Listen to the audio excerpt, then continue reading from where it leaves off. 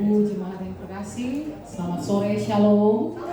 Sekali lagi Opa dan Oma yang luar biasa, shalom. Boleh lambaikan tangannya sore hari ini yang bersuka cita di hadapan Tuhan. Boleh menoleh ke kanan kiri depan belakangnya.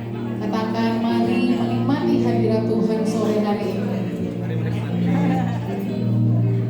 Ya, sebelum kita mulai ibadah sore hari ini, saya mau meminta perhatian dari Opa dan Oma semua. Bagi yang membawa handphone, mohon untuk segera di silent.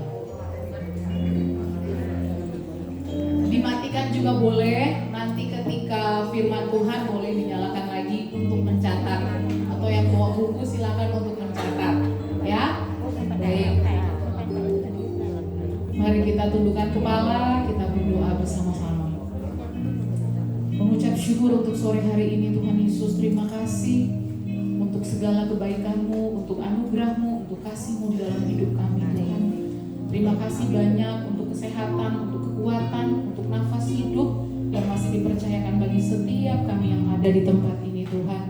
Dan kami kembalikan segala pujian, hormat, ucapan syukur itu hanya bagi Tuhan Yesus Kristus saja. Tuhan, kerinduan kami biarlah pada saat ini Tuhan Engkau melawat setiap kami ya Bapa. Kami yang datang dengan kerinduan kami, dengan roh yang lapar dan haus akan Engkau Tuhan. Di dalam hadirat-Mu kami dikenyangkan, kami dipuaskan. Di dalam nama Tuhan Yesus. Yang berbeban berat Tuhan menolongkan, memberikan kami kekuatan yang baru. Kami yang dalam kesusahan Tuhan berikan kami penghiburan. Bahkan kami yang lemah dan tidak berdaya, kami beroleh semangat yang baru dari Tuhan. Yang sakit dalam nama Tuhan Yesus Engkau menjamah kami dan menyembuhkan kami Tuhan. Ada kuasa ketika kami duduk diam, ambil bagian dalam hadirat-Mu dan menikmati kebersamaan dengan Engkau Tuhan. Terima kasih Bapa, lawat setiap kami satu persatu dan biarlah nama Tuhan dipuji, nama Tuhan dipermuliakan. Di dalam nama Tuhan Yesus Kristus. Haleluya. Amin. Apapun yang terjadi di dalam hidupku, selalu ku berkata, Tuhan Yesus baik. Dalam segala hal yang terjadi,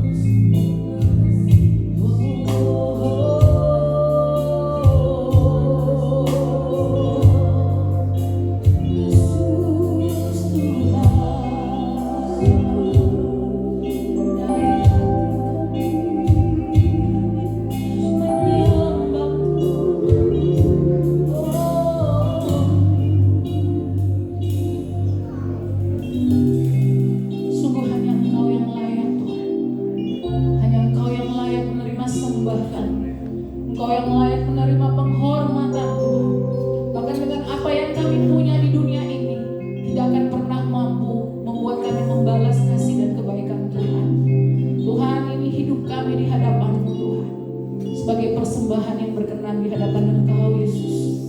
Mari saya mengajak Opa dan Oma bersama-sama kita bangkit berdiri pada sore hari ini.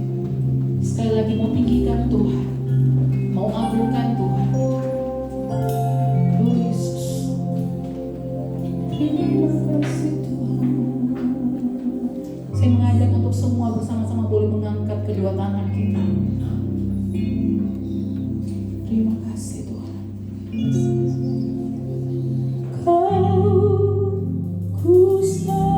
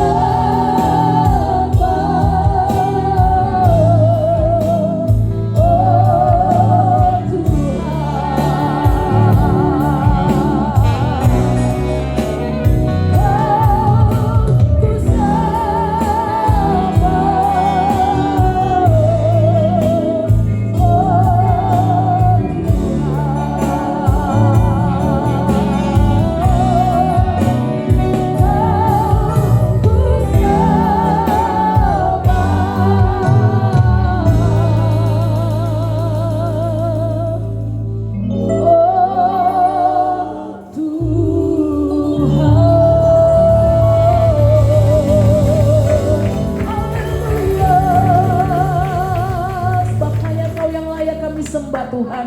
Di dalam nama Tuhan Yesus Kristus, mari semua yang siap bersuka cita sama-sama katakan amin.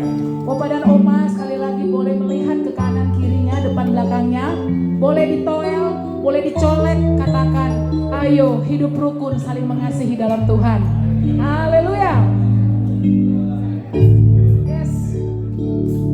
Dalam Yesus ada kasih yang luar biasa, amin. Dalam Yesus ada sukacita, amin. Boleh berikan tepuk tangan paling meriah buat Yesus Tuhan kita. Mari katakan bersama-sama. Sungguh alangkah baiknya, sungguh alangkah indahnya bila saudara semua hidup rukun bersama. Katakan, sungguh alangkah baiknya, sungguh alangkah indahnya bila saudara semua hidup rukun bersama. Seperti minyak di kepala dan terjatuhkan batu, seperti bukit Hermon bersalin ke bukit Sion. Sebab kesanalah Allah meminta agar berkat-berkat-Nya tercurah serta memberikan anugerah hidup selama-lamanya.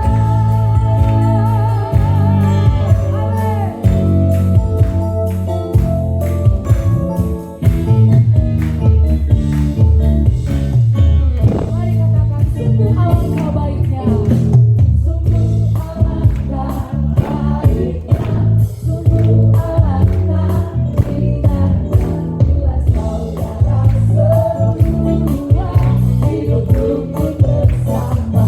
Sungguh alangkah baiknya, sungguh alangkah indahnya bila saudara semua hidup rukun bersama. Seperti minyak di kepala yang terjatuhkan batu, seperti bukit-bukit Hermon bersalin ke bukit Sion. Sebab kesanalah Allah meminta agar berkat-berkat-Nya tercurah serta memberikan anugerah hidup selama-lamanya. Seperti minyak di kepala yang terjatuhkan batu, seperti bukit-bukit Hermon bersalin ke bukit Sion. Sebab kesanalah Allah meminta agar berkat-berkat-Nya tercurah serta memberikan anugerah hidup selama-lamanya. Serta memberikan anugerah hidup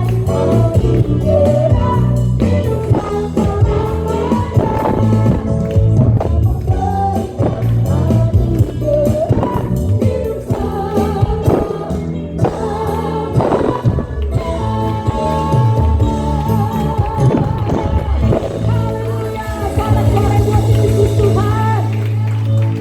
Percaya bahwa Tuhan Yesus tidak pernah berubah. Amin. Boleh katakan kepada diri kita sendiri, Tuhan Yesusku tidak pernah berubah. Amin. Mari bertepuk tangan bersama-sama. Lebih bersukacita lagi sore hari ini. Woo!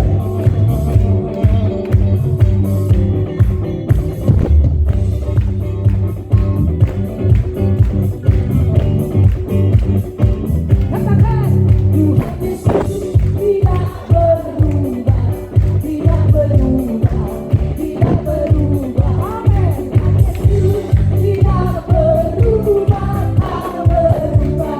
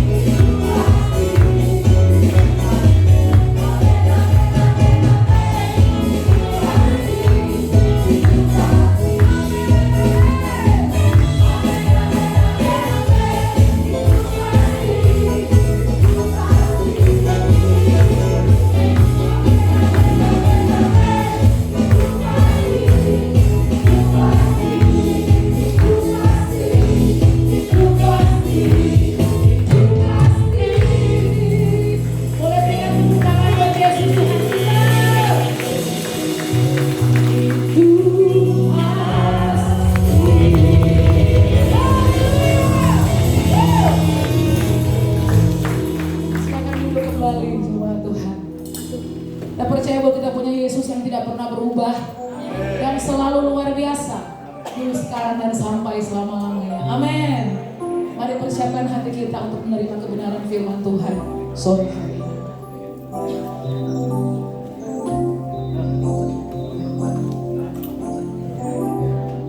Ya Tuhan, ku percaya, aku percaya,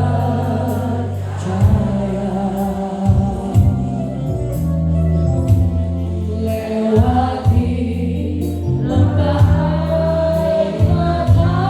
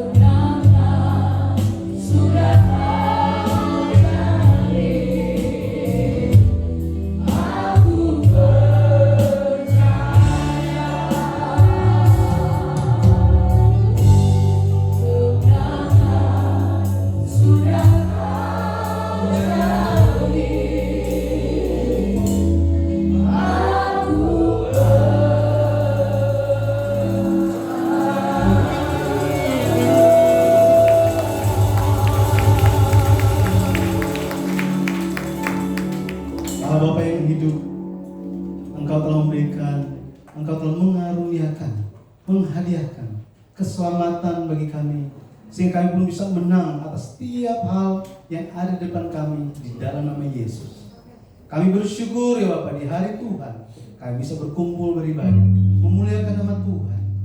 Ini kami semua anak-anak-Mu ya Bapak, yang Engkau pandang berharga satu demi satu.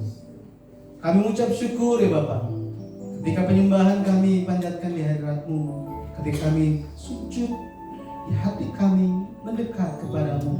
Kami percaya Engkau Bapa, Allah yang dekat dengan kami anak-anak-Mu. Setiap kami berseru di dalam nama Tuhan. Bapa, ketika firman disampaikan, kami mohonkan Roh Kudus-Mu turun tercurah memenuhi kami. Dan biarlah dengan firman-Mu ya Bapa, kami dimampukan untuk lebih lagi mengenal Tuhan yang mengasihi kami, mengenal Yesus yang mati dan bangkit bagi kami. Dan kami juga dimampukan untuk hidup di jalan-jalan Tuhan. Kami percaya kami masing-masing bisa mengarahkan hati kami kepadamu hanya lewat tuntunan Roh Kudus saja.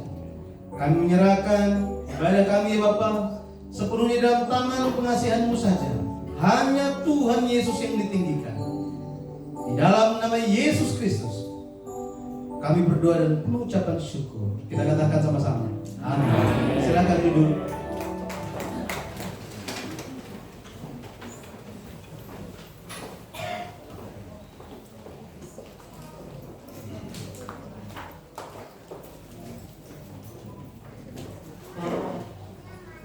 Shalom. Nama saya Pendeta Yudi Lengkong. Sangat senang bertemu dengan Bapak, Ibu, saudara-saudari sekalian. Bersyukur di hadapan Tuhan karena kesempatan untuk bisa bertemu itu merupakan kesempatan yang berharga. Lebih lagi kesempatan untuk bertemu dengan Tuhan lebih berharga. Amin. Amin. Saya melayani di Gereja Presbyterian Bukit Sion Indonesia, Jakarta, tetapi udah bukan Jakarta, agak-agak pinggir Jakarta, jadi udah masuk Jawa Barat sebenarnya, daerah Cinere. Dan ada lagi rekan-rekan pelayanan, mungkin sudah pada kenal Bapak Iswan dan juga Ibu Sani dari GPBC Bandung. Ya, terima kasih untuk Engkong, Emak. Kemarin ketemu untuk pertama kali, sebelumnya sudah mendengar bagaimana pelayanan, bagaimana hati yang telah diberikan untuk melayani jemaat-jemaat yang terkasih. Dan saya juga mendengar bagaimana antusias dari bapak-bapak, ibu-ibu untuk Tuhan, untuk lebih mengenal Tuhan lewat firman hidup, lewat firman-Nya. Baik. Kalau saya mau cerita tentang diri saya, nanti waktunya terlalu banyak habis. Jadi kita langsung masuk ke temanya.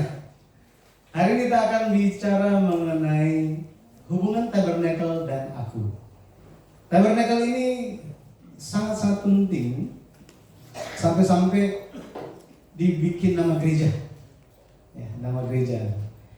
Tabernakel. Baik, firman Tuhan diambil dari Yohanes pasal 1 ayatnya yang ke-14. Yohanes pasal 1 ayat yang ke-14. Saya lupa, ternyata saya harus pencet pointernya. Oke. Yohanes 1 ayat yang ke-14. Ya. Jika terbaca, kita baca sama-sama. Ya. 2, 3. Firman itu telah menjadi manusia dan diam di antara kita. Dan kita telah melihat kemuliaannya, yaitu kemuliaan yang diberikan kepadanya sebagai anak tunggal Bapa, penuh kasih karunia dan kebenaran. Kalau kita lihat di zaman sekarang, peribadatan, perkumpulan orang beribadah itu di suatu tempat dinamakan sebagai gereja. Gereja. Tetapi di zaman Musa, ibadah itu dilakukan bukan di gedung, melainkan di tenda, di kemah. Dan kemah itu disebut sebagai tabernacle. Tabernacle atau kemah suci.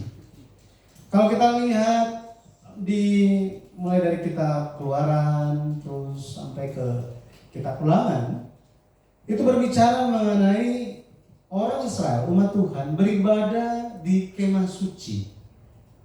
Berapa lama mereka hidup beribadah berpusat pada kemah suci ini, pada tabernakel? Selama 400, kalau kita lihat itu selama 486 tahun. Lama sekali ya? Lama sekali. Tetapi tiba-tiba di tahun 595 sebelum Masehi, pusat peribadatan mereka itu bukan lagi kepada kemah suci tabernakel, melainkan bait suci Salomo. Gedungnya udah jadi. Nah, sehingga ada banyak hal yang perlu disesuaikan, dan kita kenal yang namanya Daud. Nah, dia itu luar biasa. Meskipun bukan dia yang membangunnya, anaknya kan yang membangunnya, Salomo. Tetapi kita bisa lihat bagaimana Daud mempersiapkan segala sesuatunya untuk rumah Tuhan, untuk rumah Tuhan. Nah, kalau kita lihat mengenai tabernakel, ya, tabernakel di dalam Alkitab itu, kalau kita baca di Lukas 24 ayatnya yang ke-27, ayat 44, dikatakan bahwa kitab-kitab suci bersaksi tentang Yesus. Kitab suci bersaksi tentang siapa? Yesus. Apa artinya kitab suci bersaksi tentang Yesus? Artinya Yesus datang itu dengan rencana. Dengan rencana. Sudah dinubuatkan. Itu sebabnya ketika kita ingin mengenal Yesus, banyak yang ingin mengenal Yesus itu lewat perjanjian baru. Tetapi mengenai Yesus juga sudah dibicarakan, banyak sekali telah dibicarakan di perjanjian lama. Tetapi tantangan bagi orang Kristen sampai hari ini, dari dulu sampai hari ini, perjanjian lama itu sangat sulit untuk dibaca, betul? Jadi kalau orang membaca Alkitab, ya, saya lupa. Kalau membaca Alkitab, biasanya mereka akan mulai dari kitab apa?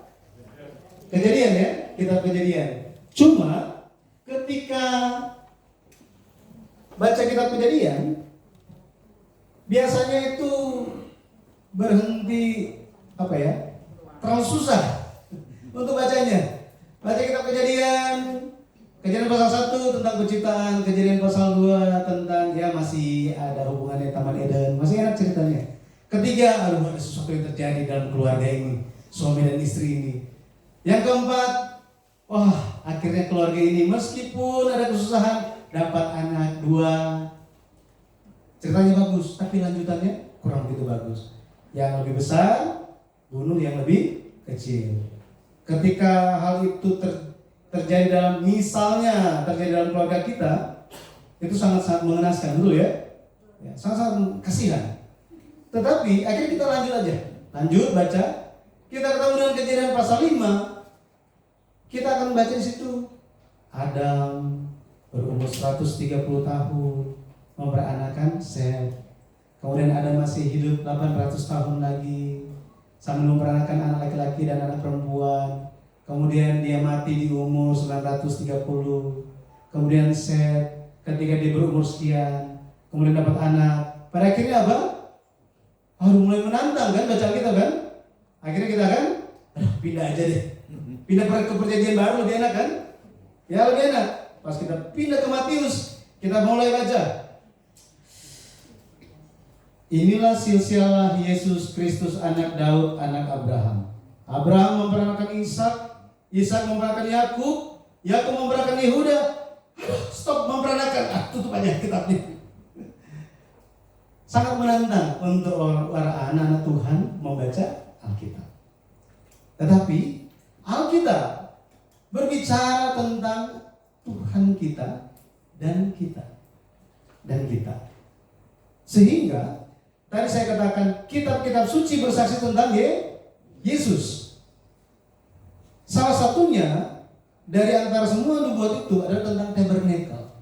Tabernakel pun bersaksi tentang Yesus. Bagaimana dia akan datang, apa yang akan dilaksanakan, apa yang akan dilakukan oleh Yesus. Sudah dinubuatkan. Nah, hari ini kita akan melihat tentang Yesus dan tabernakel. Pada akhirnya tabernakel dan kita itu harusnya seperti apa? Ya, mari kita akan lihat bersama-sama apakah hubungan tabernakel dan aku. Kita akan mulai di bagian pertama, itu nama-nama tabernakel dulu. Jadi kita mengenal dulu mengenai tabernakel ini.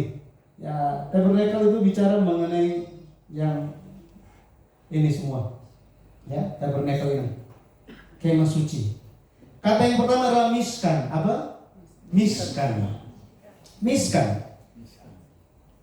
Kita lihat di Keluaran 26 ayat 1. Keluaran 26 ayat 1 dikatakan, kemah suci itu haruslah kau buat dari 10 tenda, dari lenan halus yang dipintal benangnya, dan dari kain ungu tua, kain ungu muda, dan kain kirmizi. Dengan ada kerubnya, buatan ahli tenun, haruslah kau buat semuanya itu. Nah, di sini ada kata kemah suci. Nah, kemah suci di sini miskan. Miskan memiliki arti. Ya, apa artinya? Arti dari miskan adalah berdiam atau untuk tinggal. Berdiam atau untuk tinggal. Kata-katanya syakan. Jadi artinya apa? Miskan menunjuk kepada suatu tempat Allah tinggal dan berdiam. Kita percaya ketika kita beribadah hari ini pun adalah tempat Allah tinggal dan Allah berdiam. Amin. Amin. Itu sebabnya ketika kita datang berkumpul bersekutu bersama-sama di gereja, ini adalah tempat kita bertemu dengan Tuhan. Yang memang bertemu juga dengan saudara-saudara seiman. Terlihat udah lama nggak ketemu, kita ketemu. Tetapi lebih dari itu semua, kita bertemu dengan Tuhan. Miskan. Kemudian yang berikut, nama yang kedua itu adalah nama tabernakel yang berikutnya adalah Ohel. Ohel. Keluaran 40 ayat yang kedua. Pada hari yang pertama dari bulan yang pertama, haruslah engkau mendirikan kemah suci, yaitu kemah pertemuan itu. Nah, sini ada kemah suci. Nah, kemah suci ini miskan, tetapi kemah pertemuan, kata kemah itu adalah ohel, kemudian pertemuan itu adalah moed. Moed. Dua kata ini. Ya. Ohel adalah kemah, tetapi moed itu menunjuk kepada hari-hari raya atau hari yang sudah ditentukan. Hari yang sudah ditentukan. Maka tabernakel itu merupakan tempat yang ditentukan Allah untuk bertemu dengan Dia. Jadi ada tempat yang ditentukan untuk bertemu dengan Tuhan. Memang gara-gara COVID-19 gitu ya. Beberapa tahun lamanya pada akhirnya gereja tutup ya, banyak ya. Tutup. Dalam sejarah ini luar biasa. Gereja tutup. Tetapi satu hal yang luar biasa adalah pada akhirnya di zaman COVID itu rumah kita menjadi gereja. Betul? Jadi ketika gereja itu tutup, gerejanya pindah di mana? Di rumah kita. Ketika kita beribadah, amin. Nah, seperti itu. Jadi begitu kadang-kadang gitu ya, orang-orang yang berpikir, aduh kenapa ini terjadi. Tetapi orang Indonesia berbeda dari yang lain-lainnya. Ada kata untung. Masih untung gitu ya, masih untung. Bisa bergereja di rumah. Pada akhirnya pun firman tidak berhenti bagi kita. Penyembahan tidak berhenti. Ini merupakan suatu berkat bagi kita. Jadi ohel, tabernakel, ohel menunjuk kepada tempat yang ditentukan untuk bertemu dengan Tuhan. Makanya kalau kita lihat di kitab Yeremia, dikatakan apa? Yeremia 29 ayatnya yang ke-13. Yeremia 29 ayat 13. Kita baca sama-sama. 2, 3. Apabila kamu mencari aku, kamu akan menemukan aku. Apabila kamu menanyakan aku dengan segenap hati. Jadi dikatakan ketika kita mencari Tuhan, Tuhan akan menemui kita. Benar-benar Tuhan itu luar biasa. Tuhan luar biasa bagi kita semua. Jadi kalau kita lihat di referensi lain di kitab Keluaran, dikatakan Keluaran 29 ayat 42 sampai 43, pintu kemah pertemuan katanya. Jadi tabernakel, Ohel adalah suatu tempat yang ditentukan untuk bertemu dengan Tuhan. Berikutnya kita akan lihat kata yang ketiga. Kata yang ketiga adalah mikdash.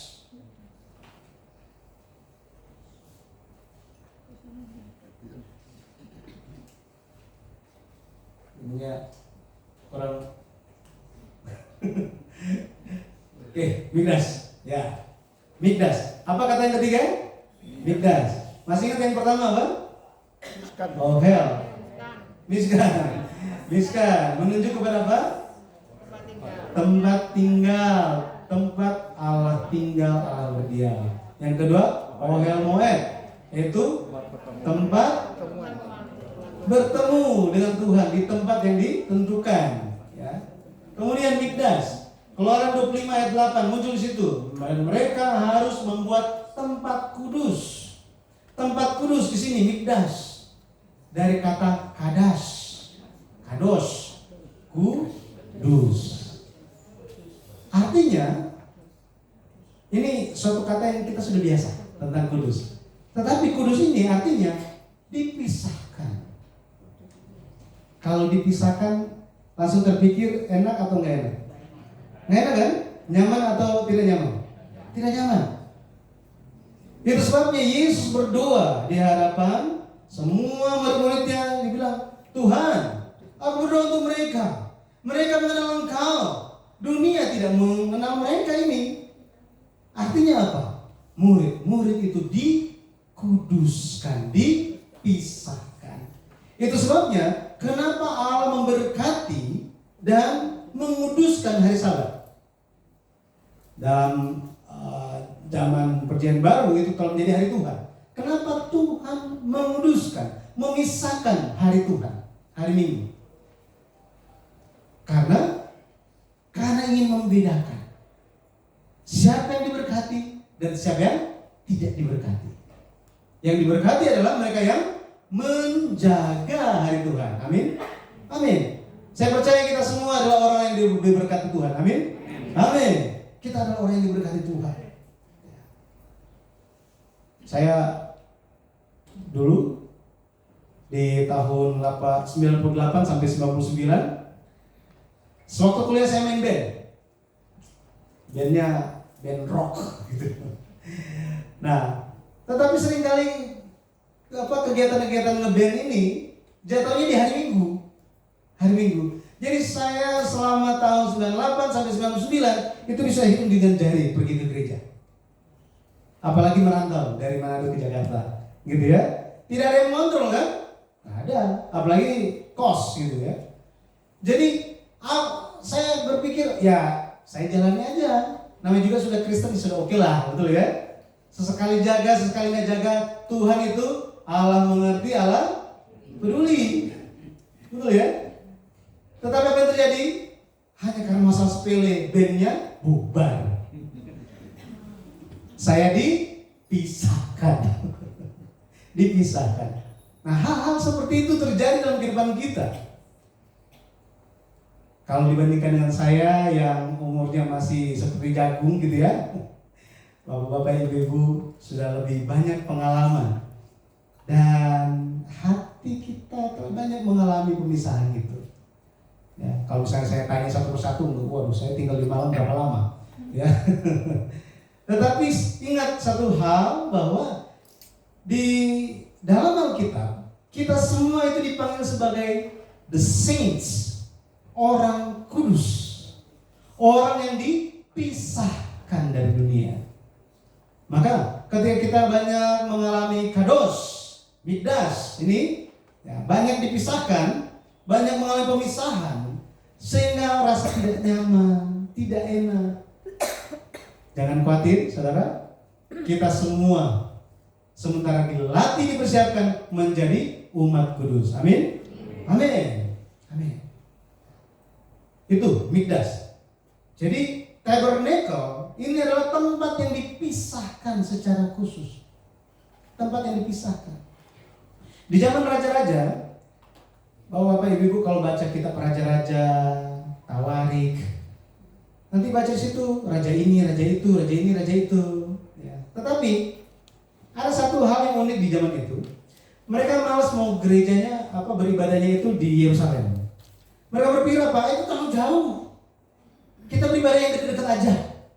Akhirnya apa yang mereka lakukan?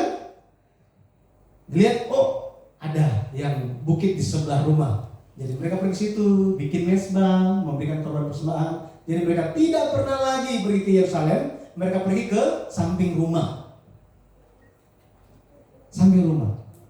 Ekspresi Alkitab itu adalah bukit-bukit pengorbanan. Itu bukan untuk berhala, bukan. Tetapi untuk siapa? Untuk Tuhan. Yahweh itu, Jehovah itu. Tetapi mereka melakukannya tidak seperti yang ditentukan Tuhan. Kenapa? Karena aturan Tuhan adalah harus di Yerusalem katanya. Makanya salah satu penyebab kenapa orang Israel itu dibuang jadi tawanan ke Babel 70 tahun gara-gara hal ini. Gara-gara apa? Mereka menyembah semau mereka, tidak sesuai dengan firman Tuhan. Itu sebabnya selama kita menjalani kehidupan iman di bumi ini, mari kita senantiasa dekat dengan firman Tuhan. Amin. Amin. Jangan menjauh dari firman Tuhan. Firman Tuhan berisi segala vitamin bagi kita. Vitamin bagi kita. Amin. Coba ulangi perkataan saya ya. Alkitab, firman Tuhan adalah vitaminku. Amin. Puji Tuhan. Ya. Jadi Mikdas, tempat yang dipisahkan secara khusus oleh Allah, ditentukan secara khusus. Kemudian kata yang keempat adalah sok. Apa? Sok. Sok ini bicara tentang pondok. Kalau di Jakarta pondoknya itu bagus-bagus, pondok indah, rumahnya bagus-bagus, pondok apa. Tetapi bahasa aslinya itu nggak sesuai dengan kata-kata pondok itu. Pondok itu gubuk. Nah, kemarin engkau kasih tahu gubuk, gitu ya, gubuk. Jadi bukan menunjukkan suatu hal yang kecil, yang sederhana, gitu ya, yang sederhana. Mazmur 27 ayat 5 sampai 6.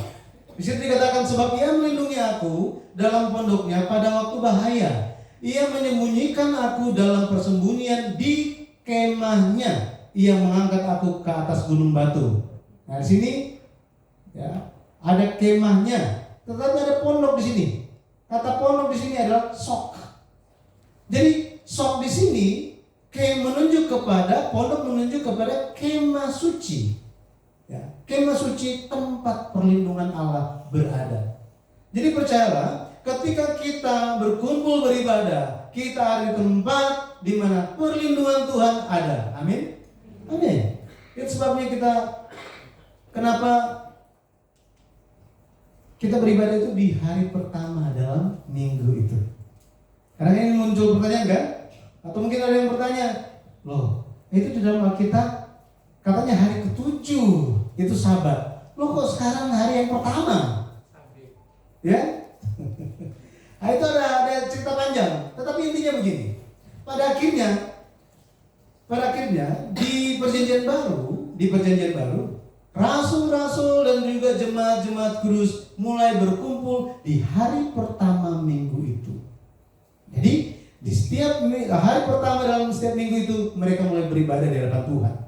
Pada akhirnya hari pertama ini ketika mereka mereka menyerahkan hati mereka, kesungguhan mereka kepada Tuhan, pada akhirnya satu minggu yang akan dilalui semuanya di dalam perlindungan Tuhan. Inilah iman kita. Amin. Amin. Ini adalah iman kita. Yang tabernakel adalah tempat di mana ada perlindungan Allah. Ya, itu kata sok. Tempat di mana ada perlindungan Allah. Ya, perlindungan Allah. Kemudian yang kelima itu adalah bait. Apa? Bait. Nah, ini kalau nggak bisa dibantu aja. Ya, terus Sekali lagi. Ya, bayit. Ya, di Yosua 9 ayat 23 muncul kata ini, rumah Allahku. Jadi bayit itu artinya rumah. Tempat beribadah, yaitu kemah suci, tabernakel itu disebut sebagai rumah Allah katanya. Rumah Allah. Ya. Yosua 9 ayat 23. Rumah Allahku. Jadi tabernakel menunjuk kepada rumah Allah, tempat Allah berada. Sebagai orang tua, kalau misalnya ulang tahun, pasti mengharapkan anak-anak merayakan ulang tahunnya di mana? Di rumah mereka masing-masing? Enggak kan? Inginnya apa? Supaya mereka datang ke rumah, betul? Meskipun misalnya gitu kan, orang tua kita semua bilang, sudah nggak usah, kamu kan udah tinggalnya agak jauh, nggak usah lah. Apakah benar-benar orang tua nggak mau anak datang merayakan ulang tahun? Enggak, pasti mau kan? Pasti mau. Tiba-tiba dia muncul, surprise gitu ya. Waduh, sangat bahagia, betul ya? Waktu saya tahun 99 main band, saya aliran musiknya itu adalah punk rock. Ibu-ibu tahu? Bapak tahu punk rock itu apa? Pernah lihat yang keliaran di jalan yang rambutnya diberdiriin tinggi? Nah, agak memalukan sebenarnya untuk cerita ini. Tapi seperti itu saya dulu, gitu ya. Seperti itu dulu. Nah, satu kali Natal tahun 2000, saya sudah bilang, ya sudahlah, saya nggak mau pulang ke Manado, gitu ya. Saya nggak mau pulang. Tetapi saya punya rencana, nanti pas tanggal 24 itu, saya sudah ada di situ, sudah ada di Manado, gitu ya. Mau surprise gitu ya. Dan beneran, saya naik Hercules. Zaman dulu pesawatnya luar biasa mahalnya. Apalagi Manado gitu ya, ujung sekali. Ya, lebih cepat ke tempat yang lain daripada Manado gitu ya. Nah, saya naik Hercules. Saudara-saudara, Bapak Ibu pernah naik bis sambil berdiri? Bayangkan itu versi pesawat. Versi pesawat. Jadi awalnya duduk. Kalau pesawatnya itu begini, duduknya cuma sebelah sini, berderet sampai ujung, terus sebelah sini, dari sini sampai ujung, berhadapan. Jaraknya jauh, bisa muat tank soalnya di situ, ya, kayak angkot, gitu ya. Nah, saya naik itu Hercules itu, cuma harusnya dari Halim Perdana Kusuma Jakarta langsung ke Manado. Cuma gara-gara ini pesawat tentara, dalam perjalanan tiba-tiba dia bilang, coba mampir dulu di Bali. Akhirnya pesawatnya belok, pergi ke Bali. Dari Bali, aduh tunggu lama lagi gitu ya. Dimuat barang lebih banyak lagi.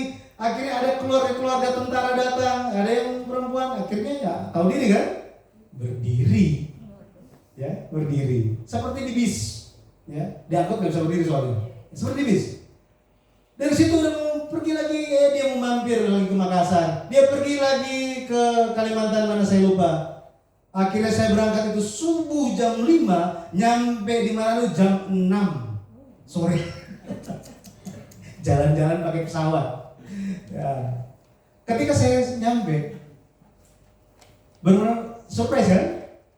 Tetapi ternyata surprise-nya lebih surprise lagi. Kenapa?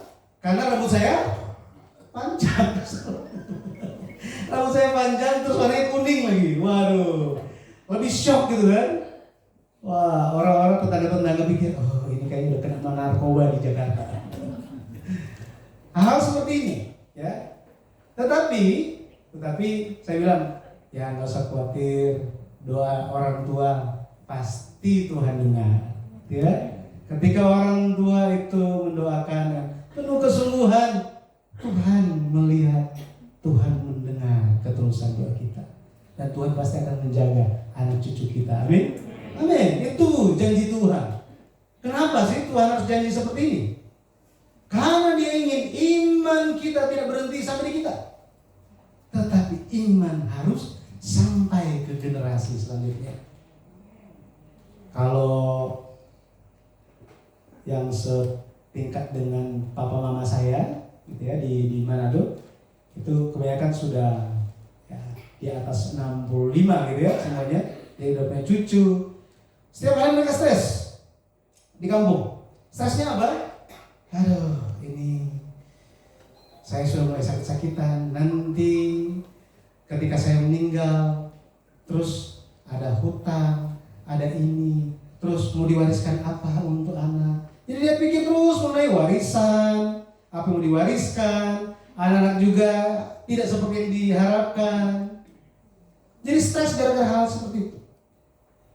Om tante saya itu tidak, mereka hanya berpikir tentang apa yang akan diwariskan, entah itu hutang ataupun tanah, kebun. Tetapi tidak pernah memikirkan tentang mewariskan iman. Dan ini yang menjadi kekhawatiran saya. Ya. Maka saya pun pergi kemana-mana ketemu dengan orang yang sudah lansia gitu ya. Ayo om tante, ya, daripada pikiran yang seperti itu ya dunia semuanya cepat berlalu. Tetapi satu hal yang tidak berlalu, satu hal yang tidak berubah. Apa yang tidak berubah? Tadi baru dinyanyiin. Tuhan Yesus tidak berubah, amin. Tidak berubah. Manusia itu berubah, kondisi hati berubah, langsung berubah. Gitu ya. Sekarang baik, besok bisa berbeda. Tetapi Tuhan Yesus kita tidak berubah. Firman Tuhan katakan bahwa langit bumi akan berlalu, ya. Tetapi firman Tuhan tidak pernah berubah. Maka firman Tuhan ini perlu kita wariskan kepada anak cucu kita. Amin. Jadi mungkin ada yang berpikir bahwa sudah tua bisa apa? Mau pergi ke toilet saja perlu dibantu, betul ya? Kadang-kadang nggak sampai ke toilet udah diomelin sama anak mantu. Ya. Nah, jadi kalau di gereja saya bicara dengan teman-teman, rekan-rekan pelayan saya bilang harus sayang orang tua, ya, harus sayang orang tua. Jadi kalau yang sudah lansia ini bisa apa? Bisa apa? Bisa sekali. Apa itu? Wariskan iman. Amin. Apa yang bisa kita lakukan? Wariskan iman. Amin. Biar ini menjadi tugas kita. Ya, ini tugas kita. Abraham ditekankan oleh Tuhan memiliki tugas ini. Kita baca sama-sama. Kejadian pasal 18. Kita tolong ditampilkan. Kejadian pasal 18. Kejadian 18. Mari kita baca sama-sama. Jadi ada tujuan kenapa Tuhan pilih Abraham. Jika Abraham dipilih oleh Tuhan, ada tujuan yang demikian. Kita semua pun adalah anak-anak Abraham dalam Yesus. Amin. Amin. Maka ada tujuan Tuhan memanggil kita. Ada tujuan. Bisa ditampilkan Kejadian pasal 18 ayatnya yang ke-18 dan 19. Ayat 18 dulu kita baca. Ya, kita baca. Ya, kita baca sama-sama 2, 3. Bukankah sesungguhnya Abraham akan menjadi bangsa yang besar serta berkuasa, dan oleh dia segala bangsa di atas bumi akan mendapat berkat. Ayat 19. Sebab aku telah memilih dia supaya diperintahkannya kepada anak-anaknya dan kepada keturunannya, supaya tetap hidup menurut jalan yang ditunjukkan Tuhan dengan melakukan kebenaran dan keadilan, dan supaya Tuhan memenuhi kepada Abraham apa yang dijanjikannya kepadanya. Amin. Jadi ada tujuan. Bukan sembarang mau pilih siapa ya? Sudahlah, yang ini aja. Enggak. Tuhan memanggil Bapak, Ibu, saudara sekalian bukan karena kebetulan atau ya sudahlah, panggil aja. Bukan. Ada tujuan, yaitu untuk mewariskan iman. Amin. Ada tujuan, ya.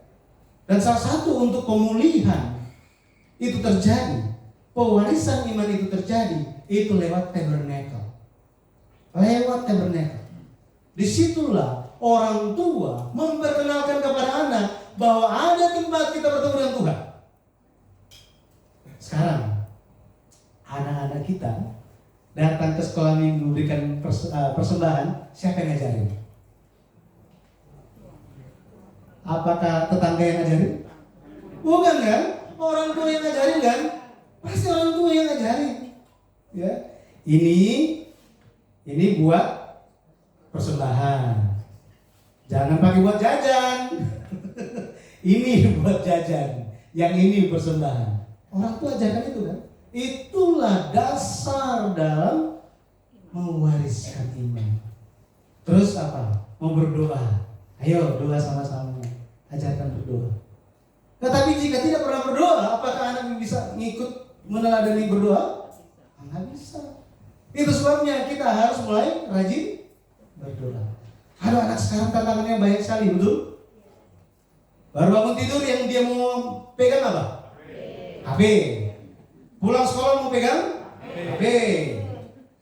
Mama pulang sambil selamat siang, dia sambil lihat HP. Tantangannya banyak ya. Makanya kita semua ada tugas. Tugas yang penting sebagai orang tua. Doakan anak dan cucu kita. Tunjukkan teladan. Miskan. Apalagi? Ohel. Terus? Mikdas. Sok. Bayit. Semuanya menunjuk kepada tabernakel. Tempat di mana Allah tinggal, Allah berdiam. Tempat di mana kita dikuduskan. Tempat ketika kita bertemu dengan Tuhan. Tempat kita ada bersama-sama dengan Tuhan di rumah Tuhan. Bayangkan, Yesus ketika dia masih umur 12 tahun, Yesus Kristus itu terpisah dari keluarganya 3 hari lamanya. Sekarang sini, pernah nggak ada orang tua, bapak, ibu yang lagi jalan-jalan ke pasar gitu, ke mall, terus ya anaknya lah kemana gitu, terus kita sibuk sendiri sebagai orang tua, ada kesibukan 3 hari baru cari anaknya, ada? Nggak ada kan? Bisa rasakan perasaan Yesus? Betul ya? Sulit ya? Tetapi ketika mereka menemukan Yesus, Yesus ada di dalam bait suci Allah. Dan Yesus bilang apa? Kenapa mencari aku? Bukankah aku harus berada di dalam rumah Bapakku? Katanya. Ketika Yesus memulai pelayanan umumnya, dia pergi masuk Yerusalem, pergi ke bait suci. Hal yang pertama dia cek apa? Di bait suci apa yang terjadi? Ternyata di pekarangannya orang mulai jualan dan berbisnis. Betul ya? Apa yang dilakukan? Kan? Apakah sekarang mungkin ada yang berkata, Yesus yang termanis buat jiwaku. Yesus yang termanis. Apakah Yesus itu? Yesus, Tuhan Yesus baik, sungguh amat baik, selama-lamanya dia baik. Dulu, sekarang, selamanya. Berarti dulu Yesus baik, amin? Ketika dia di dalam bait suci Allah, apakah dia akan bilang, Ibu permisi ya, saya mau balikan meja penukar uangnya. Oh Bapak permisi, ini merpati nggak boleh dari sini, pindahin ke sana ya. Apakah Yesus lakukan itu? Bagaimana? Betul. Balikin semuanya, betul kan? Kenapa? Karena ini adalah rumah Bapakku dan kamu membuatnya menjadi sarang penyamun, sarang penjahat katanya. Jadi Yesus sangat menghargai bait suci. Sama seperti itu pun, kenapa kita harus menghargai bait suci? Betul ya? Supaya kita bisa datang bertemu dengan Tuhan. Tetapi satu hal lagi, lebih yang menjadi kesimpulan dari semuanya ini adalah bait suci merupakan tempat kita, hubungan kita dengan Tuhan itu dipulihkan. Hubungan kita dengan Tuhan dipulihkan. Dipulihkan. Konsep tempat beribadah itu diperkenalkan di zamannya Musa. Di zamannya Musa. Kemudian di zaman Rasul Paulus, sebenarnya di zaman Yesus. Yesus berkata begini, rombak bait Allah ini dan aku akan membangunnya kembali dalam 3 hari. Yesus lagi bicara tentang apa? Dirinya. Betul ya? Dirinya. Rasul Paulus, kalau kita lihat, Rasul Paulus bicara mengenai apa? Jika roh Allah berdiam di dalam kalian, maka kalian adalah bait suci Allah. Ternyata apa? Allah ingin bertemu dengan kita di hati kita. Amin. Amin. Jika kita ada di ruangan ini, tetapi hati kita di tempat yang lain, apakah pemulihan bisa terjadi? Tidak bisa. Tidak bisa. Anaknya datang jauh-jauh gitu kan. Anaknya datang jauh-jauh. Dia duduk akhirnya udah mau tiup lilin orang tua ulang tahun. Betul ya? Tetapi mukanya nggak pernah senyum. Merasa kayak terpaksa, kenapa sih harus ada di tempat ini? Ya? Apakah orang tua akan, oh ya terima kasih ya, bagus ya. Apa seperti itu? Orang tua akan bilang apa? Yang penting kamu saya sekalian. Betul ya? Tuhan pun sama. Kita perlu menjadi bait suci rohani Tuhan. Kita perlu memulihkan bait suci rohani kita. Memang pernah rusak? Betul kan? Jika handphone itu rusak, ini nih ada tanda-tanda untuk rusak kayaknya. Perlu servis kan? Tetapi sebelum ini pergi ke servis, tempat servis, harus ada pengalaman dulu bahwa ini rusak, betul? Sekarang, memulihkan bait suci rohani di dalam hati kita, berarti apakah bait suci rohani itu pernah rusak? Pernah tidak? Pernah. Kapan itu? Di Taman Eden. Di Taman Eden. Allah ada bersama-sama dengan Adam. Tetapi Adam dia jatuh dalam dosa. Dia lebih menerima mendengarkan perkataan Allah daripada perkataan Tuhan. Ya, lewat perempuan, lewat istrinya ya. Jadi itu terjadi. Ketika lebih memprioritaskan hal yang lain selain Tuhan, maka bait suci itu runtuh. Makanya kenapa kita beribadah di hari Tuhan, di tempat yang ditentukan Tuhan, supaya bisa dipulihkan. Lewat firman Tuhan itu masuk ke dalam kepala, bukan ya? Lewat telinga kan? Lewat telinga, terus pergi ke, biasanya kan dari mata turun ke hati ya, betul ya? Tapi kayaknya nggak seperti itu. Kalau ini masuk dari telinga, biasanya nggak sampai ke hati, dia pergi ke atas dulu. Benar nggak ini? Ini seperti apa ya? Dari sini. Makanya penginjilan daerah atau wilayah paling jauh untuk dijangkau oleh firman Tuhan adalah bukan ujung bumi, bukan, tetapi ujung hati manusia. Ya. Makanya Yesus bilang, kalian semua bilang, oh saya tidak membunuh, saya tidak berzina, saya tidak mencuri, saya tidak ambil punya orang. Enggak. Yesus bilang apa? Jika engkau membenci seseorang, kamu sudah membunuh. Karena pembunuhan itu bukan dimulai dari tangan, melainkan dari hati. Jika engkau memandang seorang perempuan dan menginginkannya, engkau sudah berzina dalam hati. Karena perzinahan itu dimulai dari hati. Makanya hati manusia itulah yang perlu dipulihkan. Dan kapan kita memulihkan? Di hari Tuhan kita mulai memulihkannya. Amin. Kita mulihkannya. Kita mulihkannya.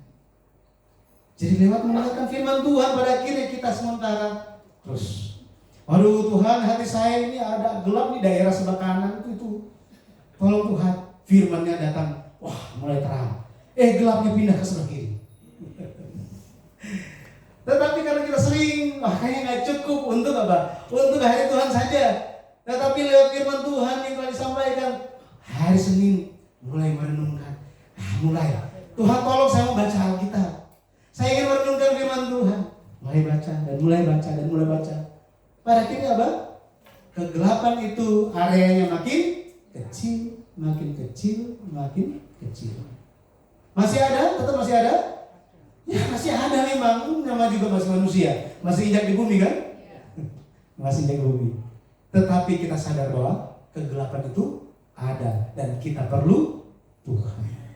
Firman Tuhan berkata bahwa pada mulanya adalah firman. Firman itu bersama-sama Allah dan firman itu adalah Allah. Yohanes 1 ayat 3 sampai 4 dikatakan, di dalam firman itu ada hidup, dan hidup itu adalah terang manusia. Ayat 5 dikatakan, terang itu bercahaya di dalam kegelapan, tapi kegelapan itu tidak bisa memahaminya, tidak bisa menerimanya. Ini lagi bicara tentang apa ini? Yesus datang, Yesus sampaikan firman Tuhan, tetapi orang-orang maksudnya apa ya? Oh, yang sedang disampaikan bukan untuk saya. Yang perlu diperbaiki hatinya itu yang orang yang itu. Saya sudah oke. Banyak yang bilang seperti itu. Makanya di zaman Yesus, orang-orang hatinya terlalu keras. Beda dengan hari ini. Hari bapak-bapak, ibu-ibu, saudara-saudara semua telah lembut. Amin. Amin. Makanya firman, ya meskipun disampaikannya ini sama orang yang belum dikenal, terus bicaranya tentang bahasa-bahasa Ibrani yang belum pernah didengar juga, gitu ya. Tapi bisa menerimanya. Saya percaya semua karena pekerjaan Roh Kudus. Amin. Kita baca sekali lagi. Yohanes 1 ayat 14. Yohanes 1 ayat 14. Yohanes 1 ayat yang ke-14. Mari kita baca. Bersama-sama kita baca. Minta dimunculkan saya di Easy Worship. Ini perlu pemulihan. Perlu servis. Oke, kita baca sama-sama. 2, 3. Firman itu telah menjadi manusia dan diam di antara kita. Kita telah melihat kemuliaannya, yaitu kemuliaan yang diberikan kepadanya sebagai anak tunggal Bapa, penuh kasih karunia dan kebenaran. Di sini kata diam. Jadi firman yang adalah Allah itu, yang adalah Yesus itu, dikatakan firman itu sekarang menjelma menjadi manusia dan diam di antara kita. Kata diam ini dalam bahasa Yunani adalah skenoo. Apa? Skenoo. Artinya mendirikan kemah dan tinggal di dalamnya. Apa artinya? Mendirikan kemah dan tinggal di dalam. Jadi Yesus dia datang dan mendirikan kemah. Ketika dia mendirikan kemah, dia ingin siapa yang masuk ke dalam? Semua orang masuk di dalam. Tetapi Yesus cuma ada sendiri di dalam. Nggak ada yang mau skenoo sama-sama Yesus. Kasihan sekali Yesus kita. Tetapi dia tidak putus harapan. Dia doakan. Dia mati di atas kayu salib. Pada akhirnya ketika orang mau lihat dia yang disalib, yang mencurahkan darahnya dan percaya padanya, pada akhirnya mereka bisa masuk ke dalam kemah yang dibangun oleh Yesus. Kemah yang dibangun oleh Yesus. Jadi pada akhirnya Bapak-Bapak Ibu, tabernakel ini, kalau kita lihat ada satu kata yang paling sering muncul, itu adalah miskan. Miskan, apa yang paling banyak muncul? Miskan. Berdiam atau tinggal. Dan kata ini di dalam kalau digunakan miskan ini dalam, ini kan bahasa Ibrani. Dalam bahasa Yunani ini digunakan itu skenoo, ya, berdiam, tinggal, berkemah. Nah, pada akhirnya ini bicara tentang apa? Ya, bicara tentang apa? Ini berbicara tentang yang pertama, firman menjelma menjadi manusia. Ya, coba di next saja. Firman akan menjadi manusia. Ya. Allah yang tidak kelihatan sekarang menjadi kelihatan. Ya, menjadi kelihatan. Yohanes 1 ayat 14 tadi. Ya, sekarang menjadi kelihatan. Ayat 18 dikatakan bahwa, tidak seorang pun yang pernah melihat Allah, tetapi anak tunggal Allah yang ada di pangkuan Bapa, dialah yang menyatakannya. Jadi Yesus harus datang dalam wujud manusia. Kenapa? Ya, kenapa? Karena manusia itu setelah jatuh dosa, dia harus datang untuk menyelamatkan mereka. Kalau misalnya lagi berenang, coba berenang, tenggelam. Kita semua lagi ada di samping kolam. Apa yang akan kita lakukan? Keluar dari situ, bahaya. Bapak jangan di situ, bahaya. Aduh, kita apa? Sampai habis suara kita berteriak-teriak supaya dia keluar. Apakah dia selamat? Tenggelam dia, betul kan? Bagaimana dia diselamatkan?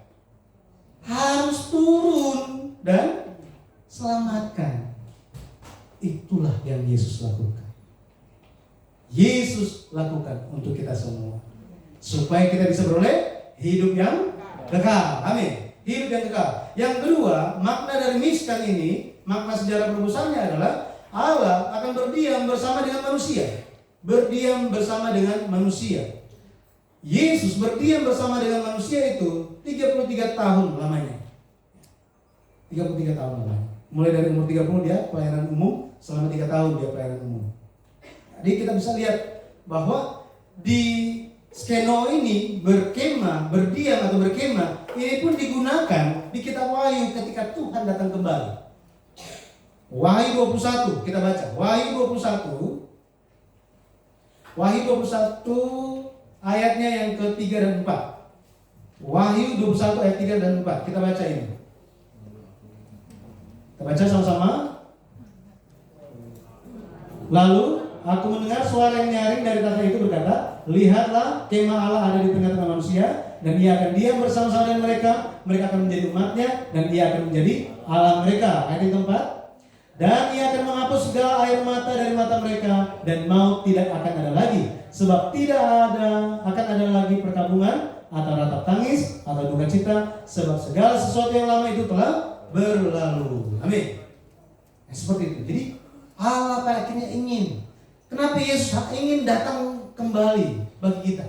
Supaya dia bisa berdiam selama-lamanya bersama kita semua. Amin.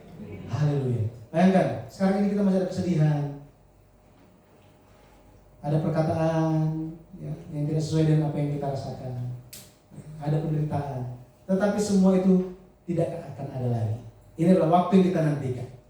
Yang ketiga, makna penebusan dari miskan. Miskan itu adalah kemuliaan Allah akan ditampakkan. Kemuliaan Allah itu akan ditampakkan. Jadi pada akhirnya Tuhan yang mulia itu akan tampak jelas, akan terlihat dengan jelas. Akan terlihat dengan jelas. Dan kemuliaan ini, kalau kita lihat apa kemuliaan yang Yesus bawa. Dikatakan bahwa Yesus datang dalam kemuliaan sebagai anak tunggal Bapa.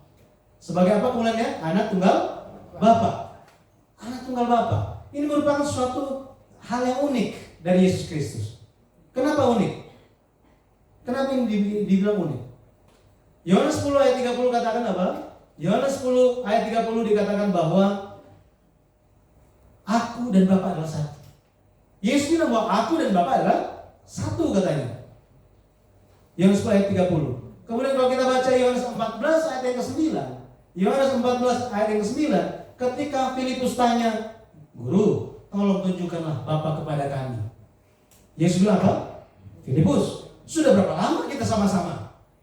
Siapa yang telah melihat aku sudah melihat Bapa. Jadi kenapa? Apa maksudnya? Kemuliaan anak tunggal Bapa. Artinya Yesus, dia adalah anak Allah, tetapi dia juga adalah Bapa. Aku dan Bapa adalah satu. Tidak bisa dipisahkan. Tidak bisa dipisahkan. Jadi ini yang ingin Tuhan bawa, ya. Matius 16 ayat 27, kita baca ayat terakhir kita. Matius 16 ayat yang ke-27. Kita baca sama-sama. Matius 16 ayat 27. Bagaimana Yesus akan datang kembali? Ya. Bagaimana Yesus akan datang kembali? Seperti apa dia akan menyatakan dirinya? Ya. Matius 16 ayatnya yang ke-27. Kita baca sama-sama. 2, 3. Matius 16. Sebentar ya. Matius 16 ayat 27 kita baca. 2, 3. Sebab Anak Manusia akan datang dalam kemuliaan Bapanya, diiringi malaikat-malaikatnya. Pada waktu itu ia akan membalas setiap orang menurut perbuatannya. Dikatakan anak manusia. Betul ya? Menunjuk kepada Yesus sendiri. Anak dari manusia. Berarti dia datang sebagai manusia. Artinya itu maksudnya Yesus, dia sebut dirinya sebagai anak manusia. Karena dia lahir dari Maria, betul kan? Tetapi dikatakan dia akan datang dalam kemuliaan Bapanya. Dalam kemuliaan Bapanya. Pada akhirnya kita akan mengenal Tuhan yang datang kembali. Jadi kesimpulannya Bapak Ibu, tabernakel itu adalah tempat Allah berdiam, tempat kita bertemu dengan Tuhan. Tetapi itu sifatnya hanya sementara. Hanya sementara. Tetapi akan tiba waktunya ketika kemah Allah akan ada di bumi ini, dan itu akan kekal selama-lamanya. Allah akan berdiam dengan kita selama-lamanya. Dan kita akan menerima sukacita untuk selama-lamanya. Inilah harapan kita semua, amin? Amin. Itu sebabnya, mari, biarlah Yesus senantiasa ada di dalam perkumpulan kita, di dalam keluarga kita, di dalam hati kita, amin? Saya cerita yang terakhir aja ya, yang terakhir. Jadi, ada seorang oma-oma, ya, oma-oma, udah tua sekali dia. Tiba-tiba dia keluar dari sebuah gereja. Dia keluar dari sebuah gereja sambil nangis-nangis. Sambil nangis-nangis. Ini cuma cerita ya. Ini cuma cerita. Bukan sungguhan, ini cuma cerita aja. Nah ceritanya, jadi seorang oma-oma ini, dia keluar dari sebuah gereja yang sangat bagus gitu ya. Dia keluar dari gereja itu sambil nangis-nangis, ya kan? Terus dia bertemu dengan Yesus. Dia bertemu dengan Yesus, terus Yesus langsung rangkul oma ini. Oma, ada apa? Ya? Terus dia bilang, Yesus, saya sangat sedih. Kenapa Oma? Karena saya mau masuk ke gereja itu, saya nggak dibolehin. Nggak dibolehin, saya sangat sedih. Yesus, saya sangat sedih. Yesus bilang apa? Yesus bilang begini, Oma, jangankan Oma, saya sendiri aja ditolak di gereja itu. Jadi kiranya hati kita semua menjadi hati yang menerima Yesus. Amin. Saya berdoa dan memberkati kita semua. Kiranya kasih karunia Tuhan Yesus Kristus, damai sejahtera Tuhan senantiasa dalam hati kita, keluarga kita, anak cucu kita, cicit kita, bahkan setiap hal yang kita lakukan. Kiranya menerima berkat yang besar dari Allah Bapa. Amin. Mari kita berdoa. Allah Bapa yang hidup, kami mengucap syukur. Engkau sungguh baik dalam kehidupan kami.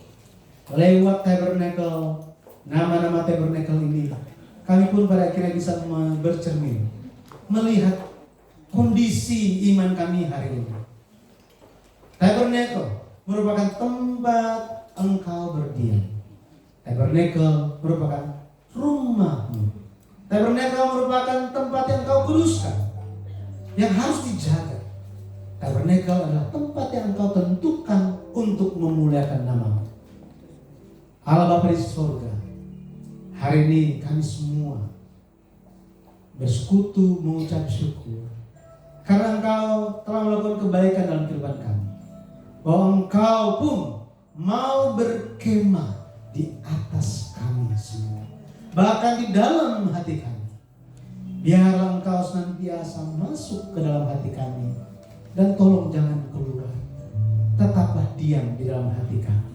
Sehingga ketika kami menghadapi dan menjalankan kehidupan bersama dengan keluarga besar, menjalankan kehidupan kami setiap hari, kami bisa mampu, kami bisa sanggup karena Yesus ada di dalam hati kami. Bapak terima kasih, kami bersyukur ya Bapak, ketika masing-masing Bapak, Ibu, keluarga, saudara-saudara yang hadir di tempat ini sedang mengalami pergumulan. Biarlah Bapak, Roh Kudus bekerja, menggerakkan hati kami supaya kami bisa berdoa, kami bisa berseru, berserah kepada Bapak yang mendengar dan menjawab doa. Dan biarlah saluran doa menjadi saluran jawaban doa. Bapak terima kasih. Kami percaya ketika kami menghargai hari Tuhan, ketika kami menghargai ibadah, ketika kami menghargai tempat beribadah, maka Engkau pun akan berdiam dan Engkau akan mencurahkan berkat. Terima kasih ya Bapa, kami mengucap syukur. Bila mana ada hal-hal yang dikatakan oleh hamba-Mu yang penuh kekurangan ini, yang kurang berkenan di hadapan Tuhan, biar Engkau memberikan pengampunan. Hanya firman Tuhan saja yang tertanam di dalam hati kami masing-masing. Ya Bapa, terima kasih. Kami menyerahkan segenap hidup kami hanya di dalam tangan-Mu.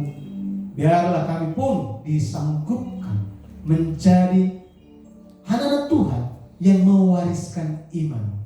Sehingga pada akhirnya kami pun bisa dengan percaya diri berdiri di hadapan Tuhan dan menyatakan kami telah mewariskan iman kepada anggota keluarga kami. Terima kasih ya Bapa, terima kasih. Kiranya Bapa, ibadah kami berkenan di hadapan Tuhan. Dengan meninggikan satu nama, Yesus Kristus yang hidup, kami bersyukur dan berdoa. Yang percaya kita katakan amin. Kita mulai kenal Tuhan. Haleluya.